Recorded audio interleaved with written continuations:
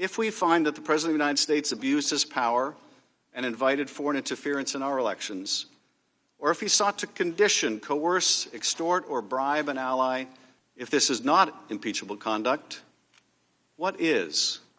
Ambassador Taylor and Mr. Kent, I'd like to welcome you here. I'd like to congratulate you for passing the Democrat Star Chamber auditions held for the last weeks in the basement of the Capitol. It seems you agreed, witting or unwittingly, to participate in a drama. But the main performance, the Russia hoax, has ended, and you've been cast in the low-rent Ukrainian sequel. I encountered an irregular, informal channel of U.S. policymaking with respect to Ukraine, unaccountable to Congress. The odd push to make President Zelensky publicly commit to investigations of Burisma and alleged interference in the 2016 election showed how the official foreign policy of the United States was undercut by the irregular efforts led by Mr. Giuliani.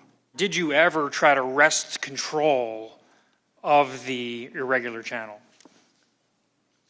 I didn't try to wrest control of the irregular channel, do that. At the time, when why not though? If you have these concerns, because Ms. Castor, at the time, both channels were interested in having a meeting between President Zelensky and President Trump. New leaders, particularly countries that are trying to have good footing in the international arena, see a meeting with the U.S. President in the Oval Office at the White House as the ultimate sign of endorsement and support from the United States. It's one thing to try to leverage a meeting in the White House. It's another thing, I thought, to leverage security assistance to a country at war. You also said that more Ukrainians would undoubtedly die without U.S. assistance. Why is that? This assistance allows the Ukrainian military to deter further incursions by the Russians against Ukrainian territory. In your deposition, you said this, and you said it again in the first hour of the majority. My clear understanding was security assistance money would not come until President Zelensky committed to pursue the investigation. Now, with all due respect, Ambassador, your clear understanding was obviously wrong because it didn't happen. President Zelensky didn't announce he was going to investigate Burisma or the Bidens. Ambassador, you weren't on the call, were you? You didn't listen on President Trump's call and President Zelensky's call? I did not. You've never talked with Chief of Staff Mulvaney? I never did. You never met the president? That's correct. This is what I can't believe, and you're their star witness. You're their first witness.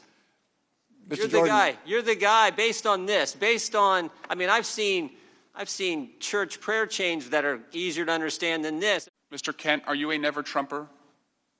I am a career non-professional who serves whatever president is duly elected and carries out the foreign policies of that president in the United States, and I've done that for 27 years for 3 Republican presidents and 2 Democrat presidents. Ambassador Taylor, are you a never-Trumper? No, sir. In this impeachment hearing today, where we impeach presidents for treason or bribery or other high crimes, where is the impeachable offense in that call? Are either of you here today to assert there was an impeachable offense in that call?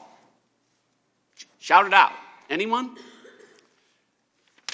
Mr. Ratcliffe, if I can just respond, let me just reiterate that I'm not here. I've got 1 minute left. I know you only got a minute left. I've just got 30. Please allow the witness. You asked the witness a question. The witness I'll withdraw the question. Let me just make this point. And I'm not here to take one side or the other. Mr. Ratcliffe, I would just like to say that I'm not here to do anything having to do with to decide about impeachment. That is not what either of us are here to do. This is your job.